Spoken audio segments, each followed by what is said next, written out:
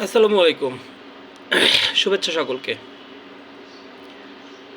আওয়ামী লীগ শাসনামলে দলটির নেতাদের অতিরিক্ত ক্ষমতা চর্চা, অতিরিক্ত বল প্রয়োগ, দখল বাণিজ্য, টেন্ডার বাণিজ্য এসব কারণে দলটির জনপ্রিয়তা শূন্যের কোঠায় নেমে এসেছিল।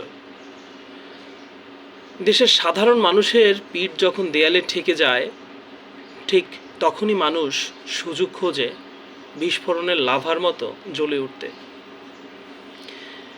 মানুষ যখন অতিষ্ঠ ছিল, ঠিক ওই মুহূর্তটাই এলো ছাত্র আন্দোলন। যেই ছাত্র আন্দোলনের সুযোগে ছাত্রদের সাথে মিশে মানুষ রাজপথে আন্দোলন শুরু করে। এর ফলেই ছাত্র আন্দোলনটি গণ আন্দোলন কিংবা গণ অভ্যুত্থানে পরিণত হয়। কিন্তু দুঃখের সাথেই বলতে হচ্ছে,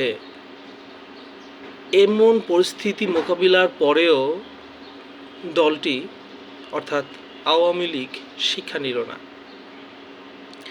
অতীতের ভুল তারা যদি স্বীকার করত, তাহলে হয়তো বাংলাদেশের রাজনীতি চর্চায় শেখ হাসিনা না হোক, কিন্তু আওয়ামী লীগপন্থীরা অবশ্যই সহজে ফিরতে পারতেন।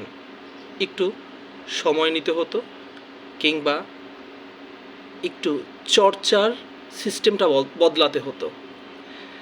যাই হোক, আওয়ামী লীগের বর্তমান কর্মকাণ্ড বলে দিচ্ছে তারা অতীতের ভুল থেকে শিক্ষা না নিয়ে বরং বর্তমানে ক্ষমতার লিপ্সু হয়ে আবারও ভুল করছে। দেশের মানুষ আসলে এখন সচেতন। আওয়ামী লীগ বুঝতেছে না বল প্রয়োগ করে ক্ষমতায় ফেরা যাবে না। জনগণের অবস্থান এখন শক্ত। সাধারণ জনতা প্রতিনিধিত্ব দিচ্ছে।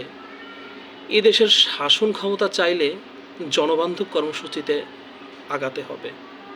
জনবিচ্ছিন্ন কোনো রাজনৈতিক ক্ষমতাকে জনগণ আর দেশে জায়গা দিচ্ছে বলে আমি মনে করি না। ধন্যবাদ সকলকে।